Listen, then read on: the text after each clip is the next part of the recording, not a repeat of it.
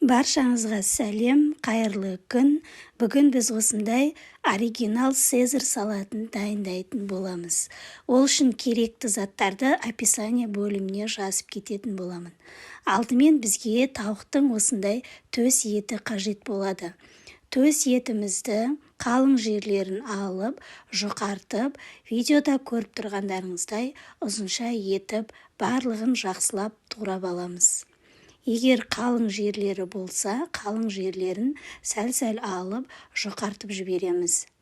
Міне осылай барлығын жақсылап турап шығамыз.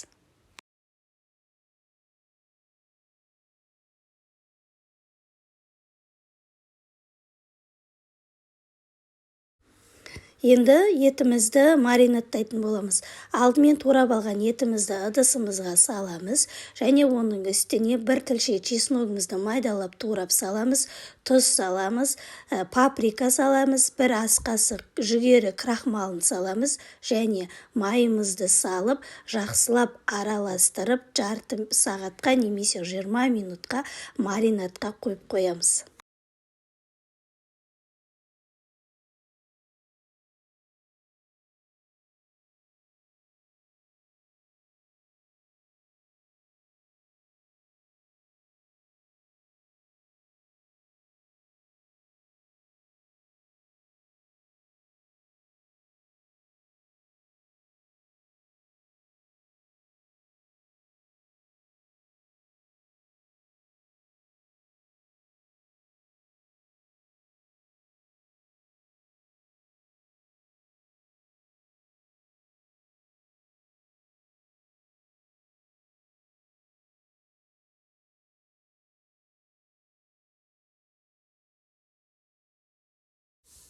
Енді салатымызға қосатын соусымызды дайындайтын боламыз.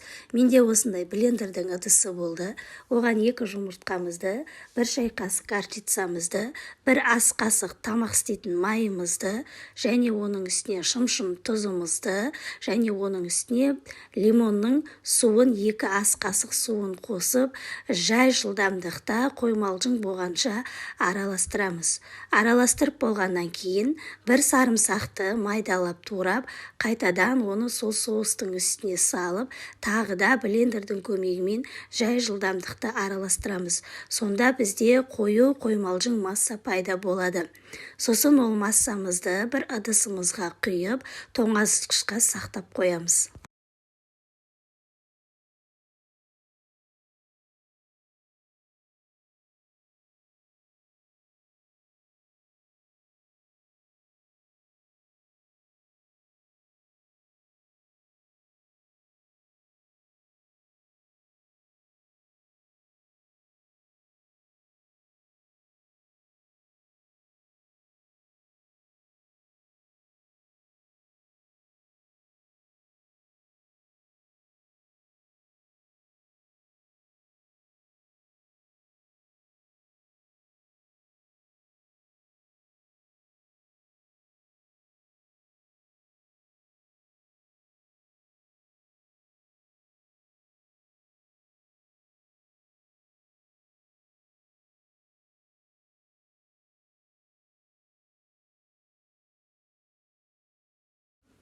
Енді жаңағы маринадтап қойған тауықтың төс етін осындай табамызға салып, қуырып алатын боламыз. Табамызға май құймаймыз, құрғақ күйінде саламыз. Өйткені біздің жаңағы тауықтың төс етіне май араластырған болғандықтан, май құймай өзін қуырып алатын боламыз. 7-10 минут аралығында қуырамыз, одан көп қуырмаймыз. Сол уақыт аралығында біздің етіміз толықтай пісіп шығады. Себебі маринадта тұрғандықтан осы уақыт аралығында бізде жұмсақ болып пісіп шығады. Енді салатымызға қосатын сухариктерді дайындайтын боламыз. Менде осындай нан болды. Егер батон нан болса, батон наннан да жасасаңыздар болады. Осылай нанымызды 4 бұрышты етіп, барлығын бірдей көлемде турап алатын боламыз. Турап алған нанымызды бір ыдысымызға салып қоямыз, және оны араластыру үшін дәмдеуіштерімізді дайындайтын боламыз. Алдымен осындай ыдысымызға сүтімізді құямыз, және оның үстіне үстіне бір ас қасық зәйтүн майымызды құямыз және оның үстіне арнайы дәмдеуіштерімізді саламыз. Паприкамызды саламыз, оның үстіне дәмін келтіретін орегано саламыз және базиликті салып, жақсылап қасықпен араластырып, жаңағы тураған нанымыздың үстіне құйып, жақсылап оны әбден сіңгенше араластыратын боламыз. Бастапқыда 1-2 рет қасықпен араластырамыз, кейін нанымыз езіліп кетпес үшін осылай желпіп араластырып алатын боламыз.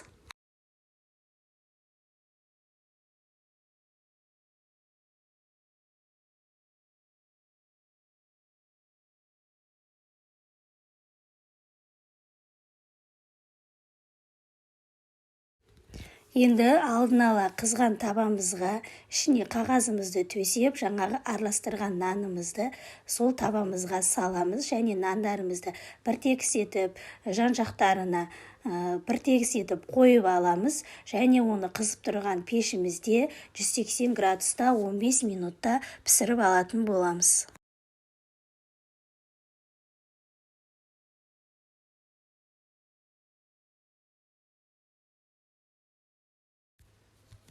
Енді осы уақыт аралығында пекин капустасының осындай жұмсақ жерлерін қолымызбен үзіп ыдысымызға саламыз.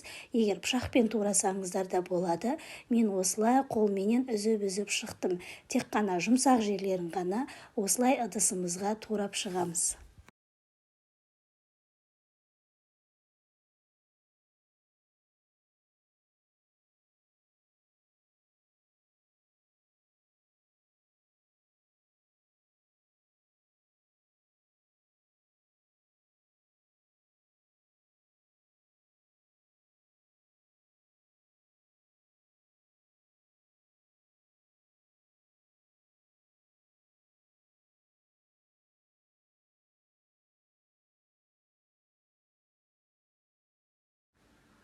Енді черри қызанақтарын турайтын боламыз. Егер сіздерде черри қызанағы болмаса, кәдімгі қызанақты қоссаңыздар да болады.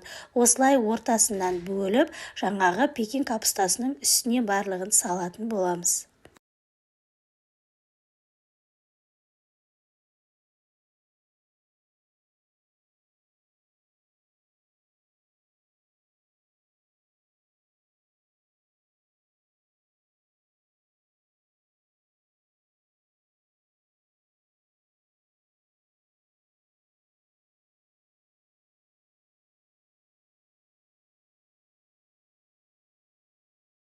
Қызанағымызды салып болғаннан кейін жаңағы қуырып алған төс етімізді жақсылап суытып аламыз. Ыстық күйінде салмаймыз оны. Жақсылап суығаннан кейін осылай қатты ірі болып кеткен жерлерін қолымызбен ажыратып, осы етімізді салаттың үстіне саламыз.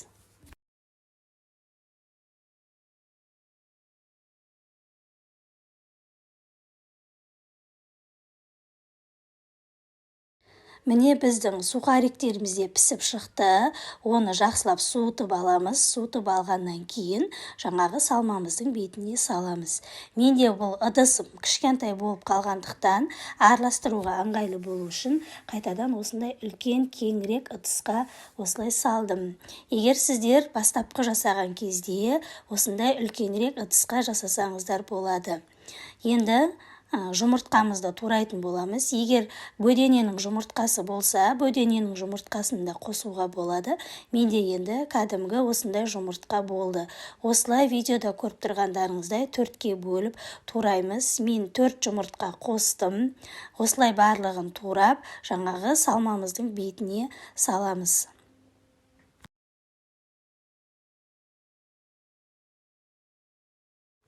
Салатымызға барлық қоспаларын салып болдық. Енді оның үстіне жасаған соусымызды тоңазытқыштан алып, осылай үстіне қосамыз. Және оны үстіне қосқаннан кейін астынан үстіне қаратып, жақсылап араластырып шығамыз. Видеода көріп тұрғандарыңыздай, астынан үстіне қаратып, бір тегіс етіп араластырып шығамыз.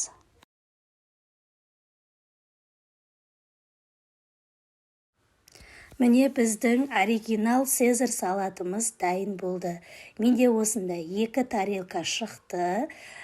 Сіздерге де кеңес беремін. Үй жағдайында осындай оригинал Цезарь салатын жасасаңыздар болады. Қонақтардыңға да ұялмай ұсына берсеңіздер болады.